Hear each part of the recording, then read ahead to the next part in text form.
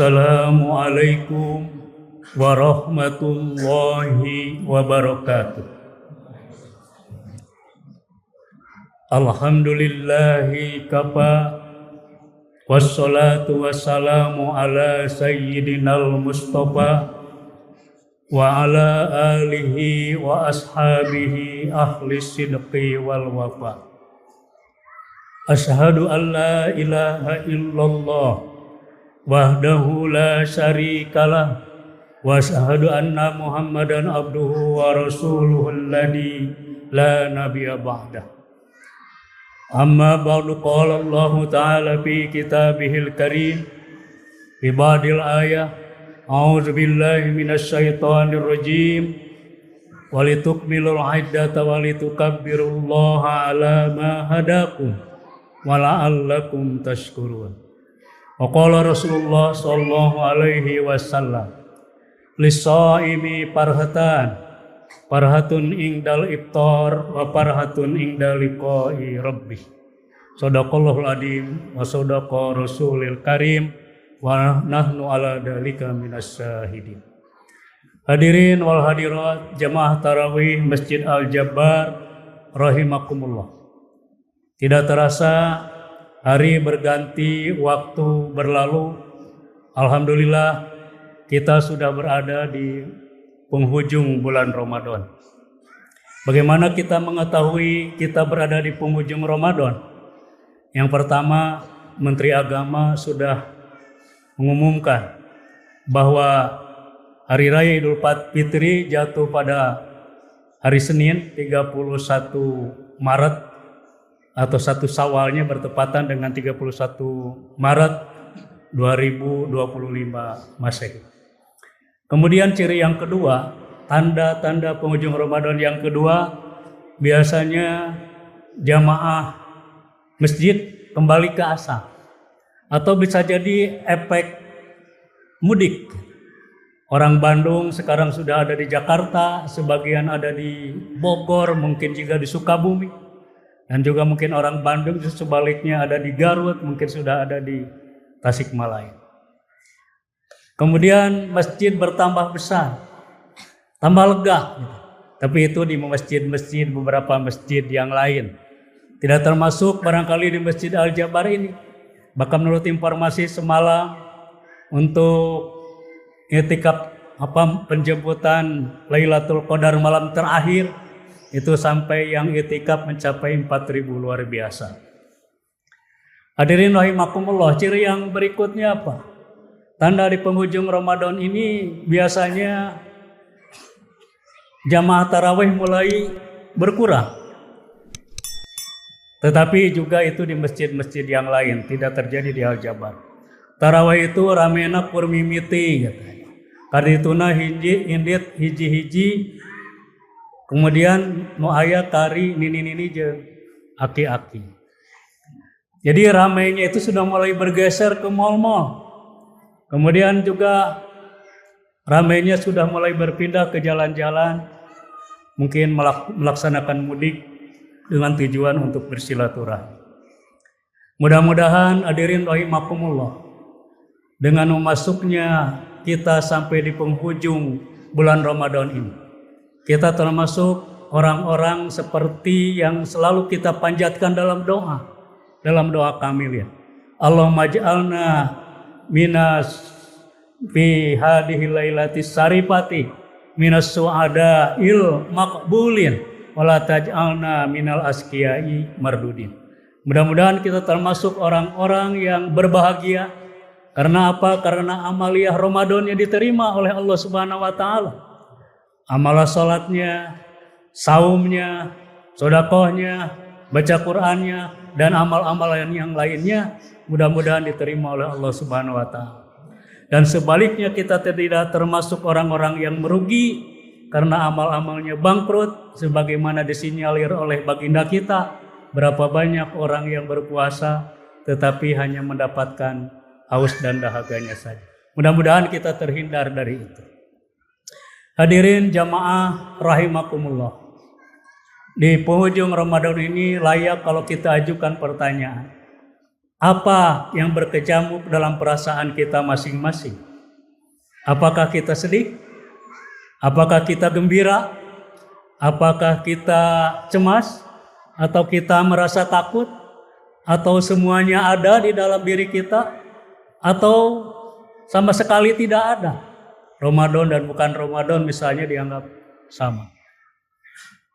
Tetapi yang jelas kalau kita coba urai satu demi satu, bolehkah kita merasa sedih ketika memasuki penghujung bulan Ramadan ini?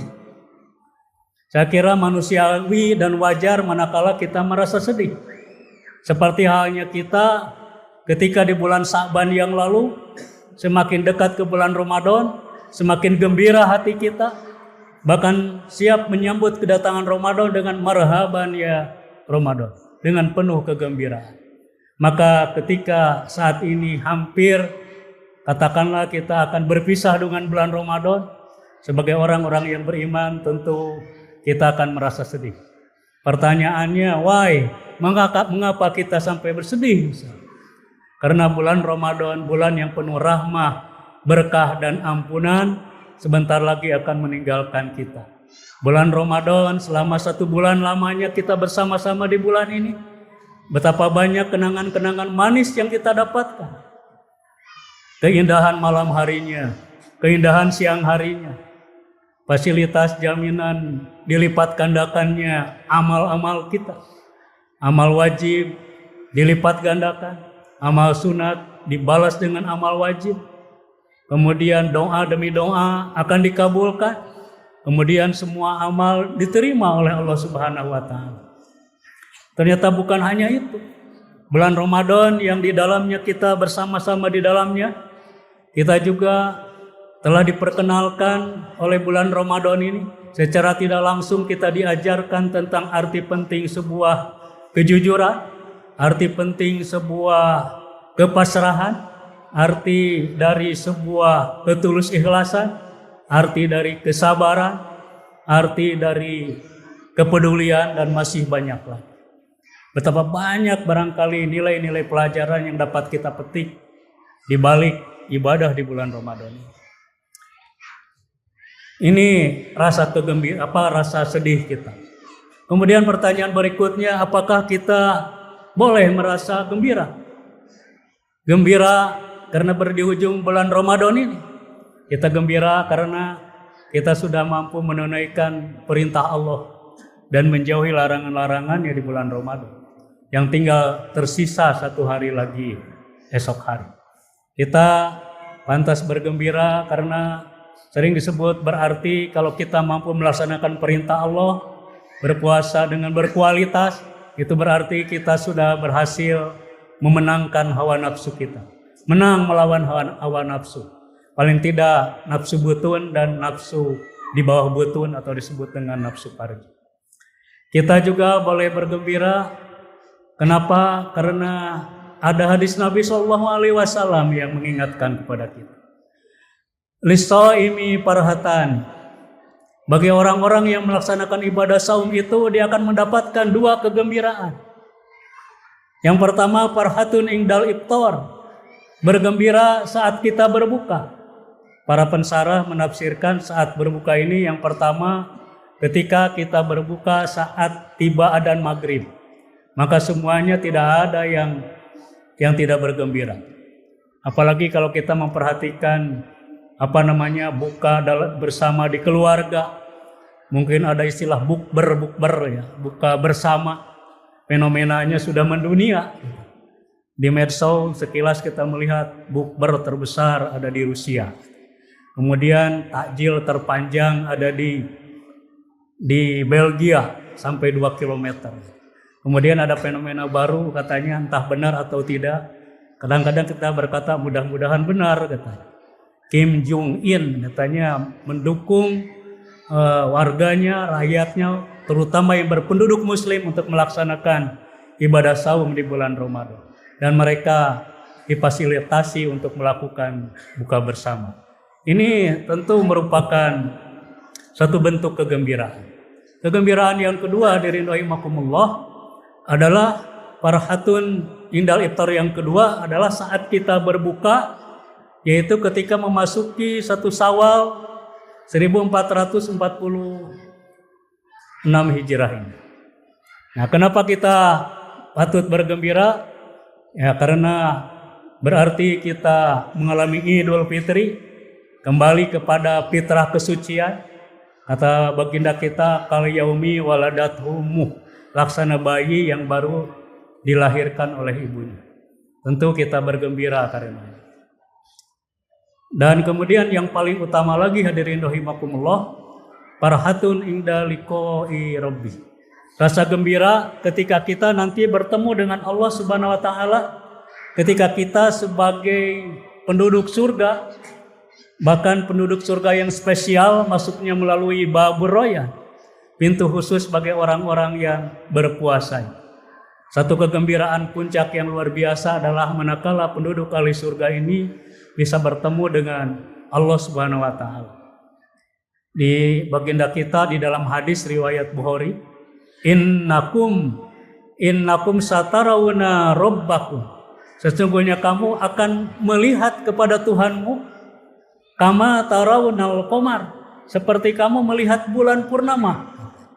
Di keterangan yang lain, seperti kama tarawnal samsa, seperti kamu melihat matahari bi ghairi sihabin, tanpa terhalang oleh awan sedikit pun. Begitu jelas dan terang pemandangan kita melihat Allah ketika nanti. Ini kebahagiaan utama. Kenapa? Karena ketika di dunia ini kita tidak bisa melihatnya, tetapi kita dengan tulus ikhlas mau melaksanakan perintahnya, mau melaksanakan sholat, mau melaksanakan puasa, walaupun Allah tidak terlihat, tetapi kemudian di akhirat kita bisa menjadi melihat Allah. Jadi di akhirat ini benar-benar bisa melihat Allah. Dinyatakan juga dalam Quran surat Al-Qiyamah 43, A'udzubillahi minasyaitonirrajim, wujuhun yaumaidin nadirah ila rabbiha nadirah. Wajah mereka berseri-seri bisa melihat kepada Tuhan. Sedangkan di dunia ini tidak bisa melihat. Kecuali ya kalau menurut ulama tasawuf bisa dilihat, tetapi bukan dengan mata dohir. Kalau dengan mata dohir di surat Al-A'raf 143, jangankan kita, para nabi pun belum pernah melihatnya. Seperti di dalam surat Al-A'raf 143 itu, ketika Nabi Musa bercakap-cakap dengan Tuhannya. Faqala Musa, Rabbi arini angdur ilaik. Wahai Rabbku, pertunjukkanlah kepadaku, aku ingin melihatmu. Kemudian Allah berkata kepada Nabi Musa, lang taroni, engkau tidak akan sama sekali, tidak akan pernah bisa melihatku. Di situ menggunakan kata lan, bukan lam. Kalau lam, tidaknya ada harapan suatu saat bisa melihatnya di dunia ini. Tetapi kalau lan, ini mengandung arti tidak akan pernah sama sekali bisa melihatnya. Tetapi kemudian Allah berkata, walakin dur ilal jabali. Tetapi nanti lihat ke gunung itu, dalam percakapan Nabi Musa dengan Allah itu, lihatlah ke bukit itu, wa ini istaqarra makanuhu, seandainya gunung itu masih tetap dalam posisinya, maka engkau akan melihatku. Taroni. Kemudian falamma tajalla rabbuhu, maka ketika Tuhannya ingin menampakkan diri di bukit itu, ja'alahu dakka, tiba-tiba bukit itu hancur. Fakharru Musa soiko, Nabi Musa pun tersungkur pingsan. Falamma kemudian setelah siuman dan sadar, Nabi Musa kemudian berkata, tubtu ilaik, aku bertobat ya Allah. Wa ana awalul muslimin, dan saya menjadi orang yang pertama berserah diri. Nah, jadi hadirin rahimakumullah, kita tidak akan mampu melihatnya. Nabi Musa juga ketika ditampakkan, ketika wujud Allah akan ditampakkan, kemudian pingsan karena. Jadi besar harapan di dunia mungkin tidak bisa melihat. Nabi Muhammad SAW juga pernah ditanya oleh istrinya Siti Aisyah, ya Rasulullah, ketika engkau melaksanakan Isra dan Mi'raj, apakah engkau melihat Allah? Kemudian kata Rasul, bagaimana mungkin saya melihatnya? Bahwa nurun ala nur, dia cahaya di atas cahaya. Sedemikian terangnya Allah itu sehingga tidak bisa melihat. Tetapi nanti di akhirat setiap penghuni surga akan mampu melihat. Hadirin rahimakumullah, barangkali ini yang dapat disampaikan. Yang terakhir, marilah kita berdoa kepada Allah Subhanahu wa taala. Karena ini saatul ijabah, masih di bulan Ramadan, di mana Allah mengatakan ujibu da'wata da'i dada. Akan aku kabulkan setiap doa yang dipanjatkan oleh setiap orang yang berdoa. Allahumma sholli ala Muhammadin wa ala alihi wa sahbihi ajma'in.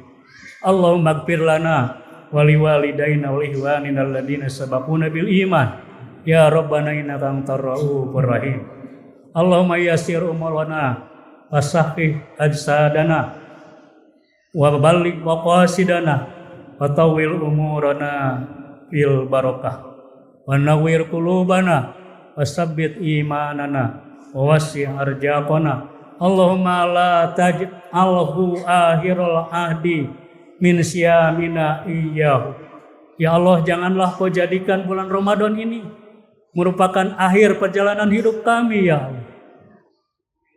Wa in ja'altahu, seandainya engkau menjadikan ini yang terakhir bagi kami, ya Allah, faj'alhu marhuman, maka jadikanlah ibadah puasa kami diterima olehmu. Kau berikan rahmat kepadaku, ya Allah. Aku termasuk orang yang disayangi, termasuk orang yang dirahmati, ya Allah. Wala taj'alni mahruman, janganlah kau jadikan kami di antara orang-orang yang tidak dikasihi, yang dibendui, yang dibenci olehmu, ya Allah.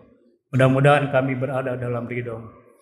Amin ya Allah ya Rabbal Alamin. Subhana rabbika rabbil izzati amma yasifun. Wassalamun ala mursalin walhamdulillahi rabbil alamin. Terima kasih atas perhatian. Mohon maaf jika ada kekurangan. Wabillahi taufiq wal hidayah. Wassalamualaikum warahmatullahi wabarakatuh.